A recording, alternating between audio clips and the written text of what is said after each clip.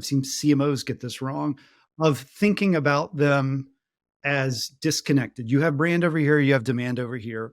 They're really kind of intertwined in a way that if your brand marketing isn't creating demand, it's not very good marketing. It's not very good brand marketing. And by the same token, if your demand marketing isn't reflecting well on your brand, then I don't find that to be particularly helpful, even if it's driving some short-term gains there.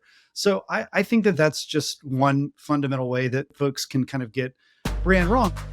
Hey, welcome back to SaaS Half Full, the only show serving B2B SaaS marketers. I'm Lindsey Groper, president at Blast Media, and I will be both your host and bartender today.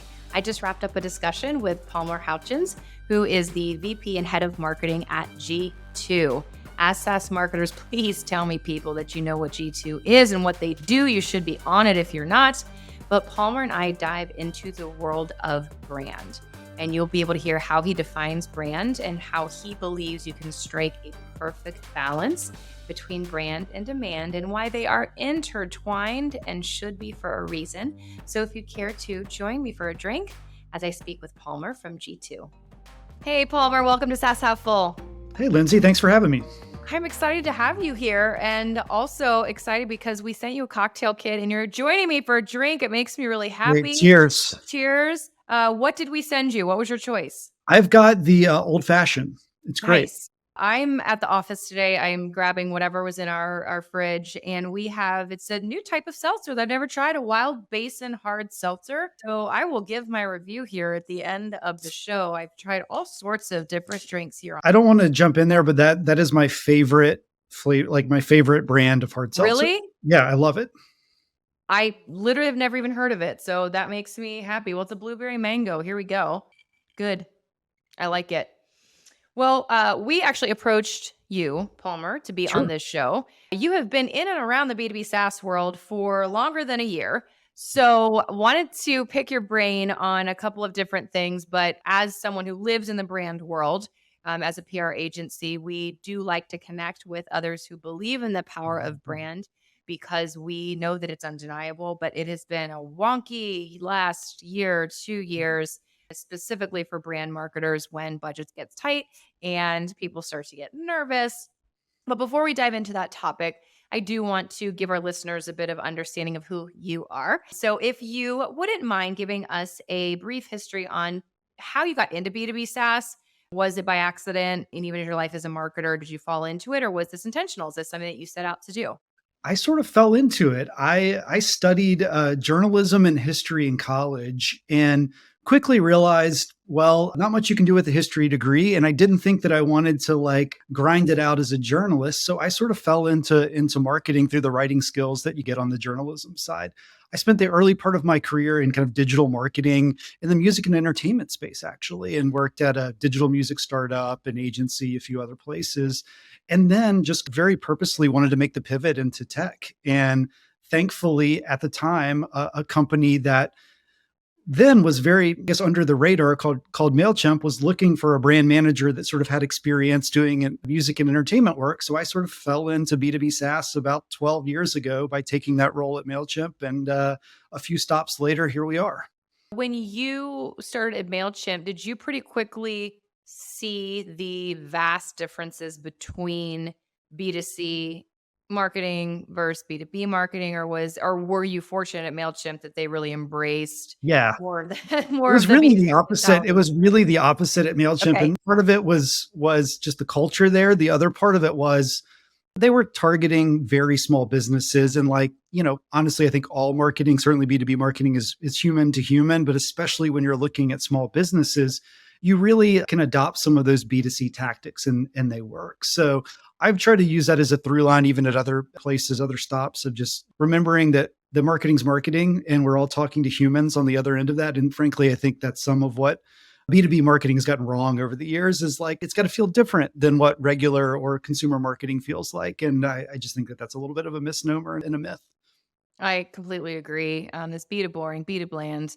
Exactly. Yes, there are people on the other end of it. There has been a marked shift that even I've seen over the last 5 years on how B2B marketers are approaching it and really thinking more like consumer brands, which has been good to see.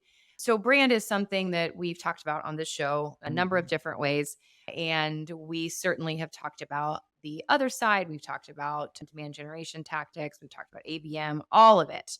It's been a minute since we revisited brand, and it's overdue just based on where we are now, where the SaaS landscape is. I feel deeply for SaaS founders right now. Just they've been really dealt a shit sandwich here over the last about year Yeah. plus. So I feel for them, but it also has had a very far-reaching impacts on marketing and specifically as it relates to brand spend, something that traditionally doesn't drive direct ROI, isn't short term.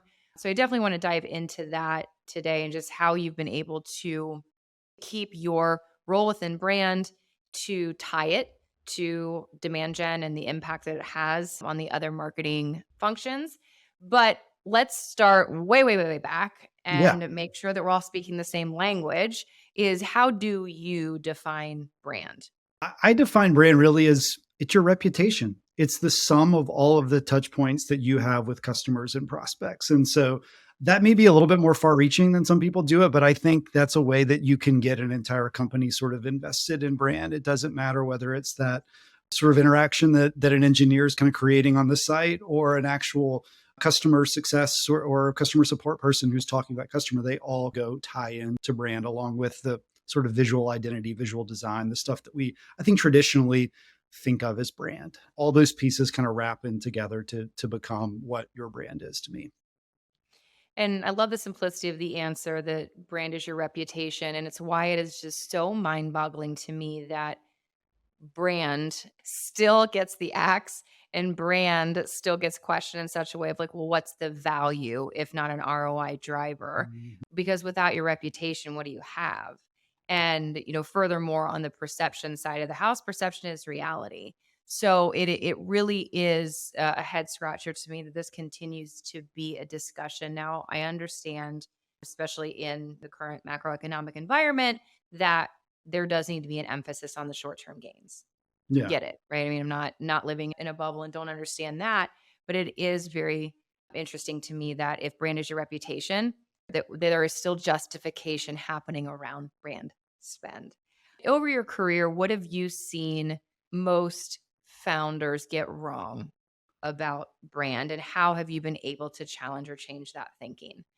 I think one just fundamental piece that it's not just founders, it's anyone. I've seen CMOs get this wrong of thinking about them as disconnected. You have brand over here, you have demand over here.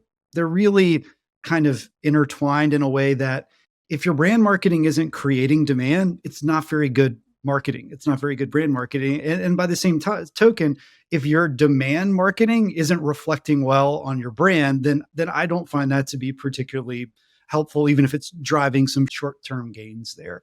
So I think that that's just one fundamental way that folks can kind of get brand wrong. But I also think folks can kind of get into that, posture. And there's what I would define as kind of a sweet spot with brand. Again, we all want to be mindful of budgets. And certainly there's been a shift to efficiency over growth. And I think Mhm. every brand marketer will recognize that and acknowledge that. And so you can still say your brand is really important and we need to be investing in it without advocating for we've got to be running multi-million dollar like big agency campaigns. Like there's a sweet spot in between that where you can push things forward.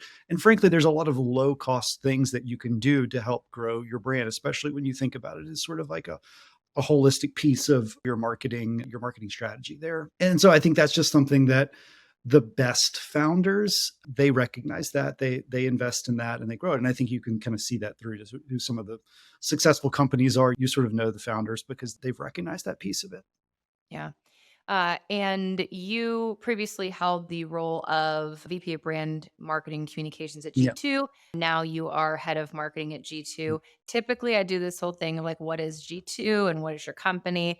If you are listening to SaaS Half Full and don't know what G2 is, you just come to the wrong place. I don't know what to tell you, but I would be remiss to not have you have the opportunity, Palmer, because I'm about to ask about G2 specifically of what does G2 do? Yeah. So G2 is the world's largest and most trusted B2B software marketplace. And we essentially connect B2B software vendors to B2B software buyers. And we see about 80 million software buyers come to the site globally each year.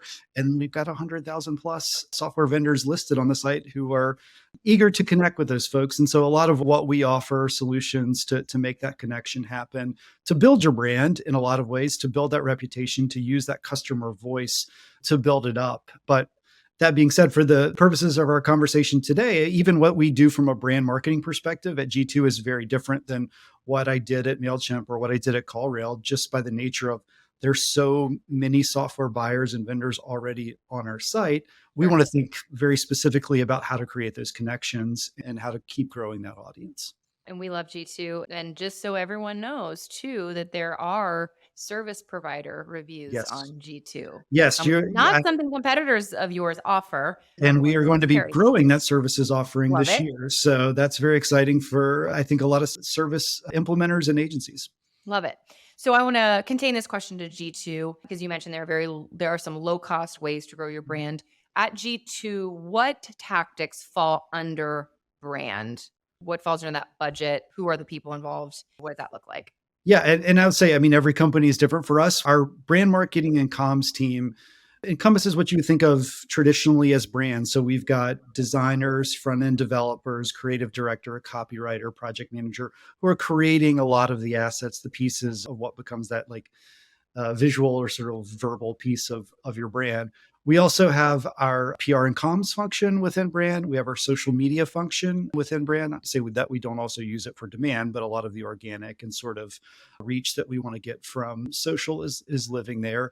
And then lastly, we have our events function. So anything from big trade shows to our internal events to we have a very unique event offering that's essentially a review booth that we bring out to our customers' events so they can go drive reviews on site there. So that's what we would say is brand marketing and comms. But in many other companies, customer marketing, which is a big line of what we do at G2, would fall under brand. And certainly we're big believers in customer-led growth and customer-led ways that you can build your brand. And so we're always advocating for folks to elevate customer marketing to something that can help drive revenue. And so that's why it sits within our revenue marketing function here at G2. I was surprised to hear you say that Yeah. events are under brand. That's also not always the case. Yeah. But so interesting that lives under there. So, Palmer, we're on the same page. Yeah. We get it. But why is there still a brand versus demand discussion happening today if brand is your reputation? Why are these working against each other? In not every case, but in many cases.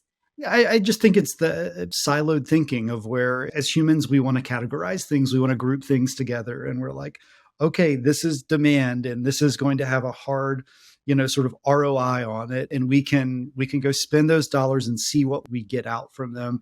Whereas sometimes with brand, it can be harder to do that. I'll be the first to acknowledge it can be harder to Absolutely. do that dollar for dollar ROI. But what I've found, throughout my career in SaaS at least, is that you can see a very, I guess, demonstrable effect when you start pulling dollars from brand, or even, let's not even call it dollars, let's just call it resources, time, energy away from that. I can think back to a time at MailChimp specifically where we ran a lot of tests around this, where we would frankly see something like paid search being super efficient and cost effective for us. And we'd say, let's double down there. Let's get some more of those conversions, those paid customers coming in. And we do that. And you'd see a temporary blip and like, great, we're going to, exceed our goal. And then you let it play out for a few weeks. And eventually that demand just kind of slows to a trickle because we weren't investing in sort of the top of the funnel. And I think to me, that was just a big realization of it's not about brand or demand. It's about creating that symmetry. And it looks different for every company of like, what's the right investment focus like across all of those funnel segments. And it takes some trial and error to get there. But I think if you just approach it from, oh, well, demand is where we're really like, our pipeline's down, or we've got to get more leads to our sales team, we're just going to invest there. That may be a short-term strategy, but Sure. long-term, it's going to put everyone kind of behind the eight ball. Yeah, absolutely. And, I could not agree more with that assessment. And it's not something you can turn on and off. And even as you distill that down, I mean, us from a PR standpoint is the same thing. It's like you can't just turn it on for when you need it and turn it off. It all compounds, right? And it all works together. There is this still just age-old perception problem of brand just being this soft Right. spend. I do feel like there's more high-level marketers though who understand what you said, which is it's really hard to attribute direct ROI to call it 20% of your Mhm. spend. But you do know that if you stop and turn that off, that everything else suffers. Now, Right. I could make the argument that people should just stop freaking trying to measure brand and just accept the fact that this is the budget I spend on it. And I know I have to keep doing it because it's my reputation. I could say just people stop trying to measure brand, but it's not realistic. And you have thoughts around measuring brand. I want to know from you just over your career how you've been able to show that impact that brand is having on demand. If you've developed any specific frameworks, anything that is your own, you've been able to take from company to company, because you did say earlier in this conversation that brand should be creating demand. So you Yep. have to be able to show that somehow. Yeah. Thoughts around that? A couple different things come to mind there. I wish I could say I found the silver bullet and I've taken it everywhere and figured it Sure. out. What I've found is every company is a little bit different, and you have to sort of adjust that approach. I do always try to kind of approach it from that high level funnel view of where it's like we've got to make sure we're in balance here. If we're just doing low level, bottom of the funnel demand tactics, that's not going to work long term. By the same token, it doesn't mean we just need to go out and do a bunch of big billboard campaigns. Right. That probably isn't going to work either. So it's about striking that balance. So where I've seen that in terms of measuring brand, the two areas that I feel like I've had the most success are just with simple aided, unaided awareness of if you can see that metric growing over time, you're generally doing something right from a brand perspective. That's going to have a downstream effect. Now, that can be costly. It doesn't necessarily need like a giant market research firm to go run that. But if you're doing some nimble surveys, awareness testing there, I think you can get some good insights from that. And then I've just found success, especially when you're talking about not big dollars, but spending some budget brand lift studies, especially some of the ones that you can run through the vendors on YouTube, through Google, through Facebook, through Instagram. Those have typically shown good results and can frankly help you maybe not get that North Star brand perspective, but at least get a channel perspective of this is working for us. This isn't. We should double down here and help inform that. So it's less about finding that one, for me, that one framework that's going to work everywhere, and more about being sort of nimble and taking a temperature in a bunch of different places and trying to add that up to a recipe that works. I want to dive a little bit deeper into that unaided awareness because my first thing went to like big market research, but you said it doesn't have to be that. Who's doing the surveying and who are you surveying? We're in the process of testing this out right now. So you can use, and we do this for some of our own market research team does this, not the same sort of awareness piece of it, but just finding the right audience and surveying them. So Alchemer used to be called Survey Gizmo, Survey Monkey. I guess it might be called Momentive now. They'll both allow you to do some pretty good brand tracking where you can just essentially pick the ideal audience and figure out, hey, do these folks fit from a demographic perspective, from a technographic, whatever you're looking to hit there, run it through them, and you can essentially determine what the budget is. You want to get to a statistically significant Sure. sample size there, but at the same time, it's not like what I've seen in other places. I've got to have $100,000 and go hire a giant market research firm to be able to do this. It can be done a lot more cost effective and quicker than that. You may not get the same level of granularity, but you can get that directional sort of piece of like, are we trending in the right direction? And that to me is what I find important when you're looking at brand. And for people who have not run one of these before, but now they're listening, thinking Mhm. that's a great idea, what questions are you asking? Is it a question? Yeah, I mean, we're still figuring out what's going to work for us. So I hesitate to say this is the right question here. You want to have that goal in mind of what do we want to be known for? Of like just the Right. unaided awareness, or folks, can they pull G2 out of a hat and say whether they're looking at a review site or even just a B2B marketing resource? Mhm. That aided awareness, it's more about how are we doing against our competitors? Like Sure. what do folks think of us there? So those are sort of the two pieces for me, and that aligns then to frankly, when you get sort of the aided awareness, you can start looking at things like share of voice in other areas that you might have some metrics on to figure out how are we doing from a competitive standpoint.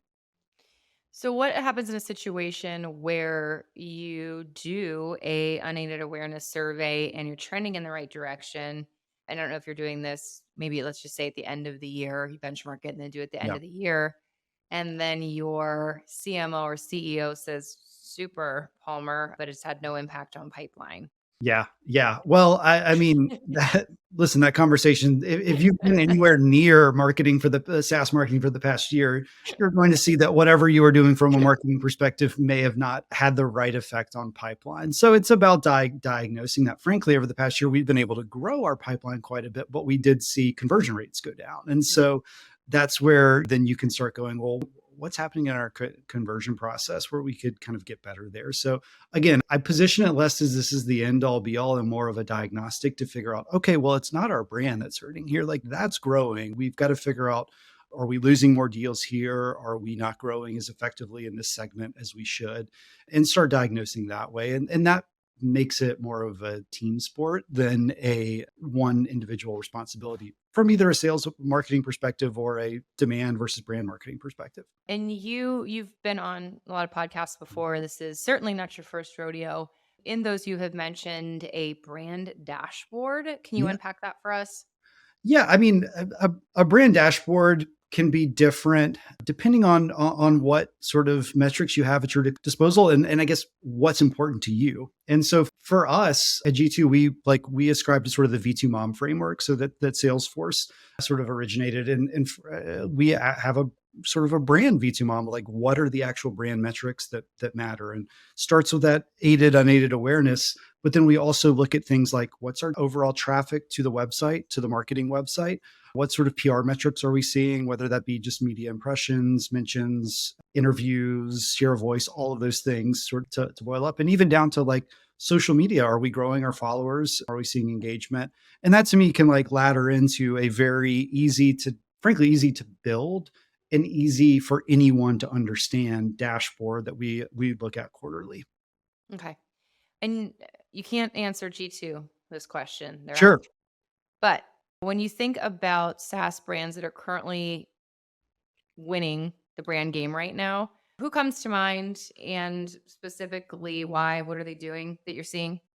That's a great question. And I would say I was very influenced by like, let's call it the first generation of SaaS companies. So Yeah. like, I had I guess the good luck of being at MailChimp. And so that was one of them that I think had a great brand effect, certainly informed a lot of how I think about brand, but also, alongside us, I think Slack, Zendesk, these are other companies that were really doing, in my mind, very impactful brand work, and still think about those and learn for some of the leaders who were there at the time. But in terms of like what I find interesting today, there's a couple different ways of looking at it.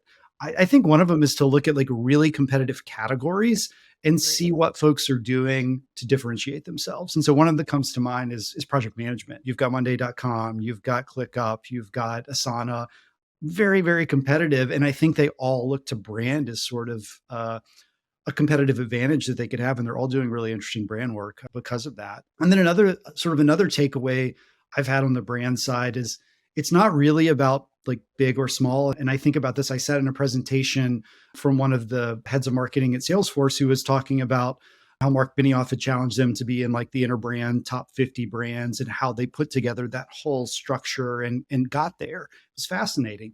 But then I also look at a company like Basecamp that doesn't want to be any bigger than 100 people, that's done a really great job of growing their brand. And so it really shows there's a lot of different paths to get to that like Yeah. impact, that big, brand resonance. And then I think the last thing that I would say on that I found interesting, that's certainly different than say 10 years ago in SaaS, is just the focus on content and how a lot of SaaS companies are even acting like publishers now with acquisitions, with HubSpot bringing on the hustle and a few other things like that. I find that really interesting, and I think that may be like sort of the next generation of where brand marketing's headed. Yeah. And we even saw probably about 3 years ago, well, it was before COVID, so a little bit longer than that, is we started treating a lot of these software blogs like media. Yeah, So we were pitching our clients to contribute on the Drift blog, on the HubSpot blog, yeah. and now that's being like taken a step further.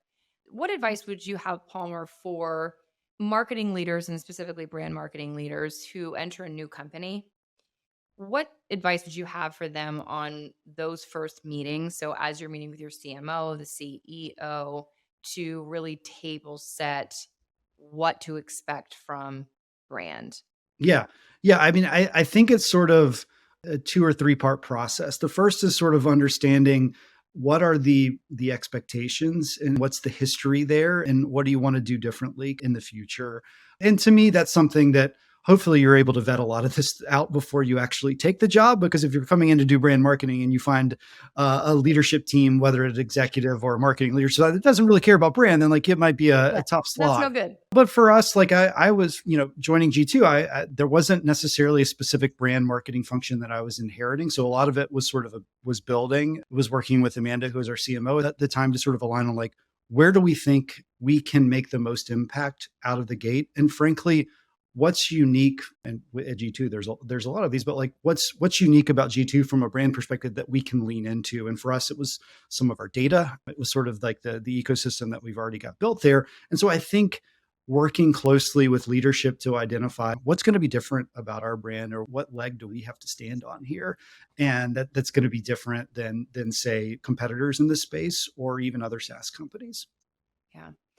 I want to switch gears and talk a little bit about founder brand. Yeah. There are some companies whose brand is the founder, that you do not associate the company without thinking of the founder. What are the benefits and drawbacks of building your brand around a person?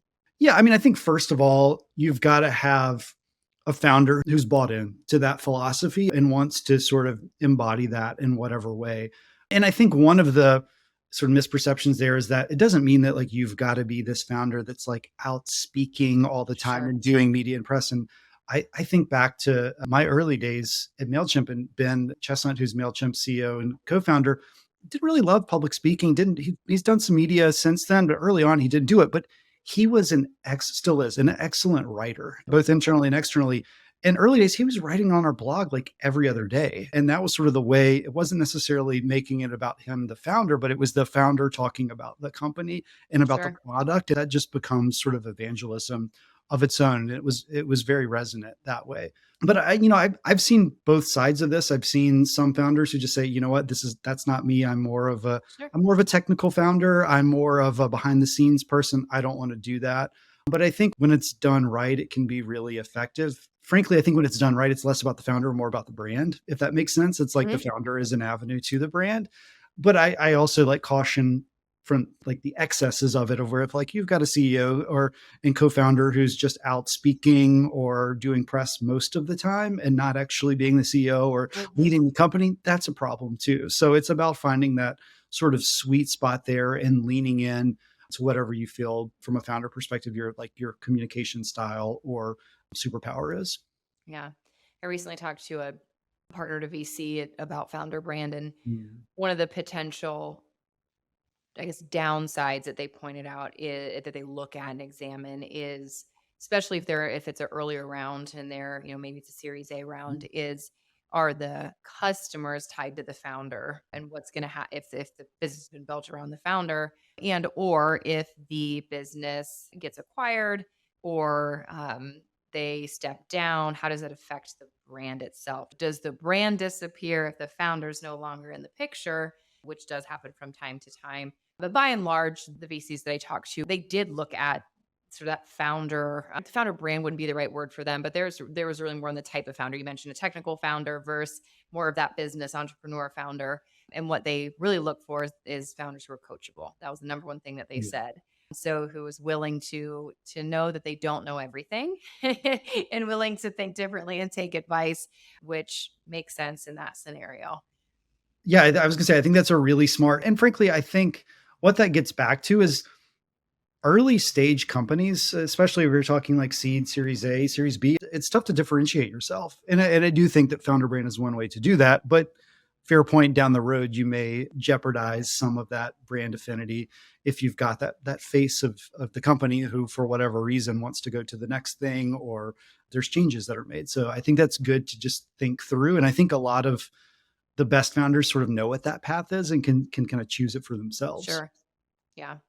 The last thing I want to talk with you about is just current.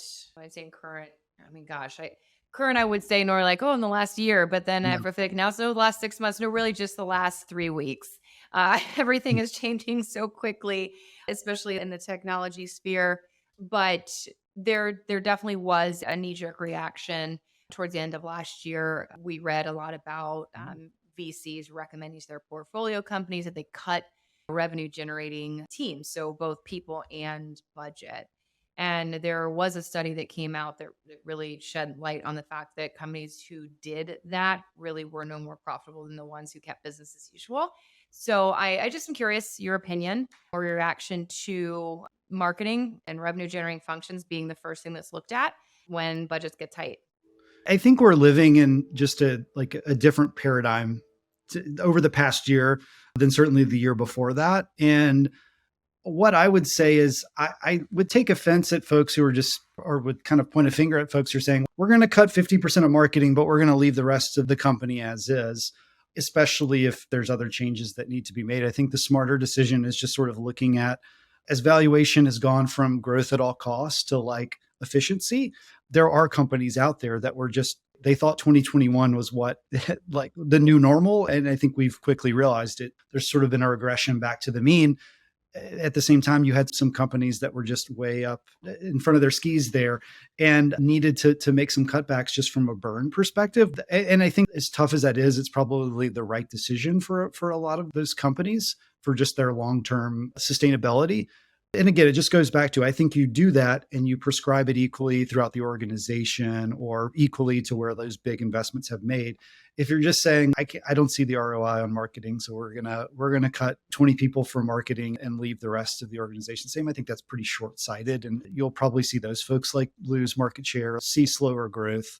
But it's been a sort of eye-opening time for a lot of folks as they kind of make that shift from what used to be valuable, this growth mindset and growth at all costs, to, hey, we need to run this business profitably and efficiently. And really moving forward, I think the folks who will be able to succeed are able to run efficiently, but know how to like conduct the symphony of how the revenue generating side of the business needs to be run. And so you've got that sort of equal part harmony of hey, we've got sales, we've got marketing, we've got all these pieces kind of coming together. Even if we're having to do it with fewer people than we were before, our goal is going to make that come together in the right way. It's back to the word balance that you used. Yeah, exactly. Earlier, is Exactly. finding the balance. Well, I could talk about brand all day. It's my home. It's where I live. But data shows that people only want to listen to you and I talk for about 25 minutes on a podcast. There you go. They're tuning out. Well, as I end every episode, I always ask our guests if they have a favorite toast or signature toast to send us out. Man, I wish I feel like I'm slacking there. I don't really have one other than just give you a nice cheers and cheers. And here's the spring. That works for me. There you Cheers. go. Yes, spring on spring. I love it.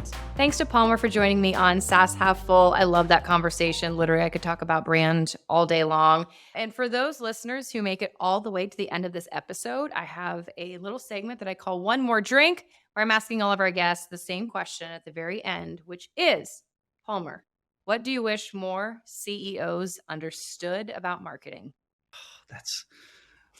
That is a great question. And I think that I'm going to go back to something we talked about in that conversation, that what we were just mentioning, that marketing it's a balance. It's about a harmony. It's about creating all of these pieces, whether it's brand demand, customer marketing, content marketing, all these pieces have to come together in the right way. And it can be very, very specific and very individual to your business, but you've got to figure out what that harmony is. Really appreciate you guys tuning in. And until next time, bottoms up.